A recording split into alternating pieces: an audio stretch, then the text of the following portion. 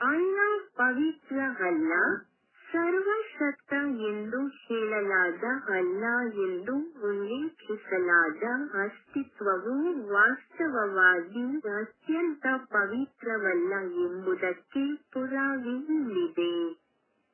ಈ ಪುರಾವೆಯನ್ನು ಖುರಾನ್ನಲ್ಲಿ ಸ್ಪಷ್ಟವಾಗಿ ಹೇಳಲಾಗಿದೆ. ಅಲ್ಲಿ ಗೇಬ್ರಿಯಲ್ ಪವಿತ್ರಾತ್ಮ ಎಂದು ಉಲ್ಲೇಖಿಸಲಾಗಿದೆ. ಅಲ್ಲಾ ಸೃಷ್ಟಿಕರ್ತ ದೇವರಲ್ಲ ಎಂದು ಕುರಾನ್ ರಹಸ್ಯವಾಗಿ ಒಪ್ಪಿಕೊಳ್ಳುತ್ತದೆ.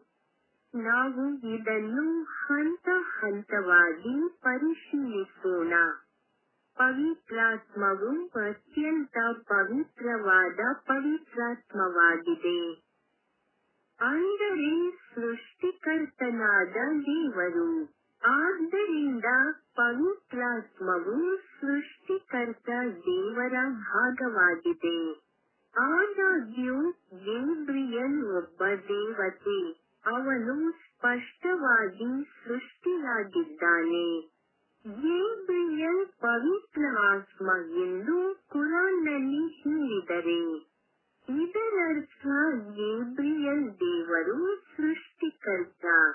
ಸೃಷ್ಟಿಕರ್ತನಾದ ದೇವರು ಹೇಗೆ ಆಗಬಹುದು? ಹಾಗಿದ್ದಲ್ಲಿ ಮುಸ್ಲಿಮರು ಪೂಜಿಸುವ ಅಲ್ಲಾಗಿಂತ ಗೇಬ್ರಿಯಲ್ ಪವಿತ್ರ. ಈ ವಿವರಣೆಯಿಂದ ಅಲ್ಲಾ ಎಂದು ಮುಸ್ಲಿಮರು ಪೂಜಿಸುವ ಘಟಕವು ಪವಿತ್ರವಲ್ಲ. ಅಂದರೆ ಅದು ಸೃಷ್ಟಿಕರ್ತ ದೇವರಲ್ಲ ಎಂಬುದು ಸ್ಪಷ್ಟವಾಗಿದೆ. ಹಾಗಾದರೆ ಒಂದು ಅಪವಿತ್ರ ಅಸ್ತಿತ್ವವನ್ನು ಸೃಷ್ಟಿಕರ್ತ ಮತ್ತು ಸರ್ವಶಕ್ತ ಎಂದು ಹೇಗೆ ಹೇಳಬಹುದು? ಮುಸ್ಲಿಮರು ಪೂಜಿಸುವ ಅಸ್ತಿತ್ವವು ಸೃಷ್ಟಿಕರ್ತ ದೇವರು ಅಲ್ಲ ಎಂಬುದಕ್ಕೆ ಮತ್ತೊಂದು ಪುರಾವೆಯನ್ನು ಸೂರಾ ಅನ್-ನಾಮ್ 91ರಲ್ಲಿ ಕಾಣಬಹುದು. ನಿಜವಾಗಿ ನಾನು ಮುಹಮ್ಮದ್ ಈ ನಗರದ ಮೆಕ್ಕಾ ಭಗವಂತನನ್ನು ಪೂಜಿಸಬೇಕೆಂದು ಆಜ್ಞಾಪಿಸಲ್ಪಟ್ಟಿದ್ದೇನೆ. ಅವನು ಅದನ್ನು ಪವಿತ್ರಗೊಳಿಸಿದನು ಮತ್ತು ಯಾರಿಗೆ ಎಲ್ಲವೂ ಸೇರಿದೆ. ಮತ್ತು ನಾನು ಅಲ್ಲಾಹನಿಗೆ ಅಧೀನರಾಗಿರುವವರಲ್ಲಿ ಸೇರಬೇಕೆಂದು ಆಜ್ಞಾಪಿಸಲ್ಪಟ್ಟಿದ್ದೇನೆ. ಈ ಪದ್ಯದಲ್ಲಿ ಮುಹಮ್ಮದ್ ಪೂಜಿಸಿದ ಈ ನಗರದ ಮೆಕ್ಕಾ ದೇವರು ಎಂಬುದು ಬಹಳ ಸ್ಪಷ್ಟವಾಗಿದೆ. ಅವರು ಮುಹಮ್ಮದ್ ಅವರ ಆವೃತ್ತಿಯ ಪ್ರಕಾರ ಸೃಷ್ಟಿಕರ್ತ ಹೊರತು ಬೇರೆ ಯಾರೂ ಅಲ್ಲ. ಅದು ಖಂಡಿತವಾಗಿಯೂ ಸೃಷ್ಟಿಕರ್ತ ನಿಜವಾದ ದೇವರು ಅಲ್ಲ. ಮತ್ತು ಇದು ಮೆಕ್ಕಾದ ದೇವರಾಗಿ ಸೀಮಿತವಾಗಿರುವುದರಿಂದ ಅದರ ಪ್ರಾದೇಶಿಕ ಶಕ್ತಿಯು ಖಂಡಿತವಾಗಿಯೂ ಮೆಕ್ಕಾಕ್ಕೆ ಸೀಮಿತವಾಗಿದೆ. ಈ ಪದ್ಯದಿಂದ ಮುಹಮ್ಮದ್ಗೆ ಆಜ್ಞಾಪಿಸುವ ಘಟಕವು ಮೆಕ್ಕಾದ ದೇವರಿಗಿಂತ ಹೆಚ್ಚಿನ ಸ್ಥಾನವನ್ನು ಹೊಂದಿದೆ ಎಂಬುದು ಸ್ಪಷ್ಟವಾಗಿದೆ. ಮುಹಮ್ಮದ್ ಮೆಕ್ಕಾದ ದೇವರನ್ನು ಸೃಷ್ಟಿಕರ್ತನೆಂದು ಪರಿಗಣಿಸಿದ್ದಾರೆ.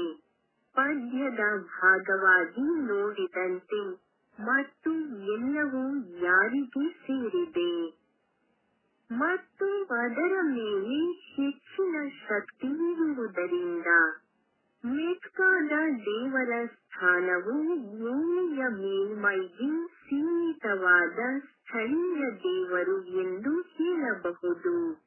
ವಾಸ್ತವದಲ್ಲಿ ಮುಸ್ಲಿಮರು ಇಂದಿಗೂ ತಾವು ಪೂಜಿಸುವುದು ನಿಜವಾದ ದೇವರು ಸೃಷ್ಟಿಕರ್ತ ಎಂದು ನಂಬುತ್ತಾರೆ.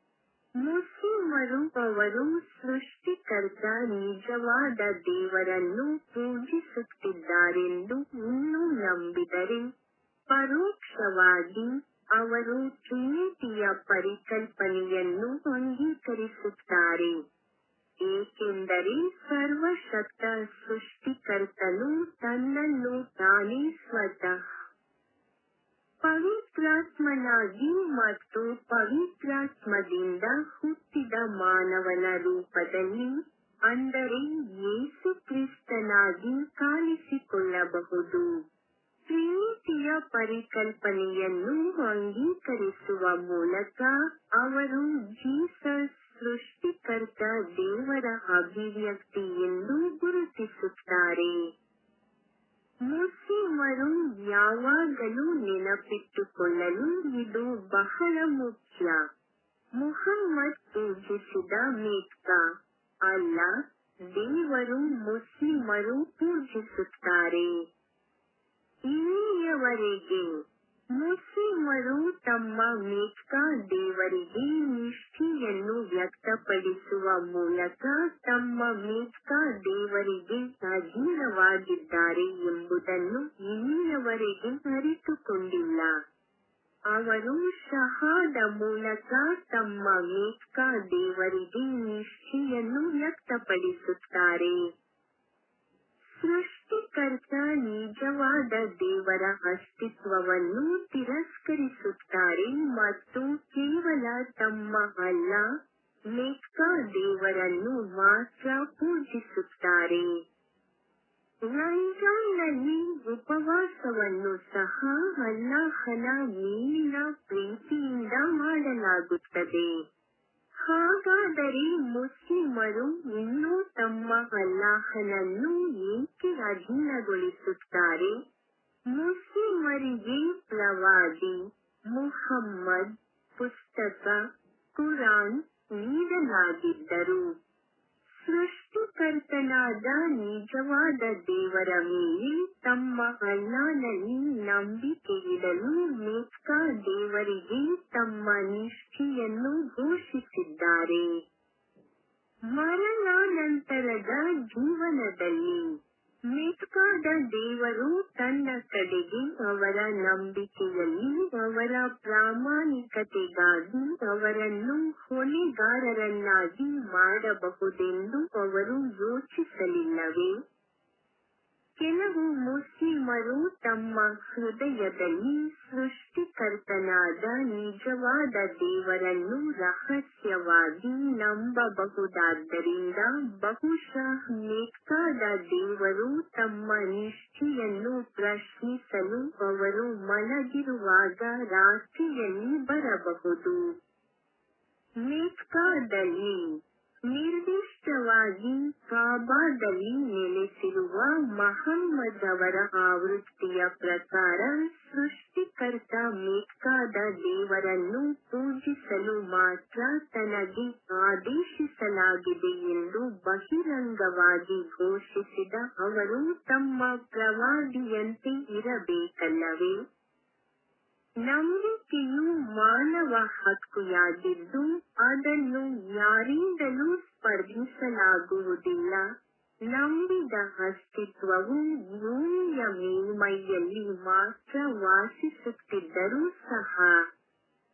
ಮುಸ್ಲಿಮರ ದೇವರು ಕಾಬಾದಲ್ಲಿ ನೆಲೆಸಿದ್ದರೆ 72 ಕನ್ಯೆಯರಿಂದ ತುಂಬಿದ ಸ್ವರ್ಗವು ಅಲ್ಲಿ ಅಸ್ತಿತ್ವದಲ್ಲಿದೆಯೇ? ಮುಸ್ಲಿಮರಿಗೆ ಮಾತ್ರ ಗೊತ್ತು. ಭೂಮಿಯ ಮೇಲ್ಮೈಯಲ್ಲಿ ನೆಲೆಸಿರುವ ಮೆಕ್ಕಾದ ದೇವರು ಮರಣಾನಂತರದ ಜೀವನದಲ್ಲಿ ತನ್ನ ಅನುಯಾಯಿಗಳ ಆತ್ಮಗಳನ್ನು ರಕ್ಷಿಸಲು ಮತ್ತು ಉಳಿಸಲು ಸಾಧ್ಯವೇ? ನಮಗೆ ತಿಳಿದಿರುವಂತೆ ಮರಣಾನಂತರದ ಜೀವನದಲ್ಲಿ ಮಾನವ ಆತ್ಮಗಳನ್ನು ಉಳಿಸುವ ಏಕೈಕ ವ್ಯಕ್ತಿ ನಿಜವಾದ ದೇವರು ಸೃಷ್ಟಿಕರ್ತ. ಏಕೆಂದರೆ ನಾವೆಲ್ಲರೂ ಅವನ ಸೃಷ್ಟಿಗಳು ಮತ್ತು ಖಂಡಿತವಾಗಿಯೂ ಅವನ ಬಳಿಗೆ ಹಿಂತಿರುಗುತ್ತೇವೆ. ಮುಸ್ಲಿಮರು ನೆನಪಿಟ್ಟುಕೊಳ್ಳಬೇಕಾದ ಒಂದು ಪ್ರಮುಖ ವಿಷಯವೆಂದರೆ ಮುಹಮ್ಮದ್ ಪೂಜಿಸಿದ ಮೆಕ್ಕಾ ಅಲ್ಲ, ದೇವರು ನಿಸ್ಸಂದೇಹವಾಗಿ ಒಬ್ಬನೇ. ಮತ್ತು ಮುಸ್ಲಿಮರು ತಮ್ಮ ಮೆಕ್ಕಾ ಅಲ್ಲ, ದೇವರಿಗೆ ತಮ್ಮ ನಿಷ್ಠೆಯನ್ನು ವ್ಯಕ್ತಪಡಿಸಿದ್ದಾರೆ. ಸೃಷ್ಟಿಕರ್ತನಾದ ನಿಜವಾದ ದೇವರನ್ನು ತಿರಸ್ಕರಿಸಿ ಮತ್ತು ಕಾಬಾ ಮುಹಮ್ಮದ್ ಅವರ ಆವೃತ್ತಿಯ ಪ್ರಕಾರ ಸೃಷ್ಟಿಕರ್ತ ಅಲ್ಲಾಹನಲ್ಲಿ ಮಾತ್ರ ನಂಬುತ್ತಾರೆ. ಹೀಗಾಗಿ ಮುಸ್ಲಿಮರು ಇನ್ನು ಮುಂದೆ ತಮ್ಮ ಅಲ್ಲಾಹನನ್ನು ಅಧೀನಗೊಳಿಸುವುದಿಲ್ಲ ಎಂದು ಭಾವಿಸಲಾಗಿದೆ.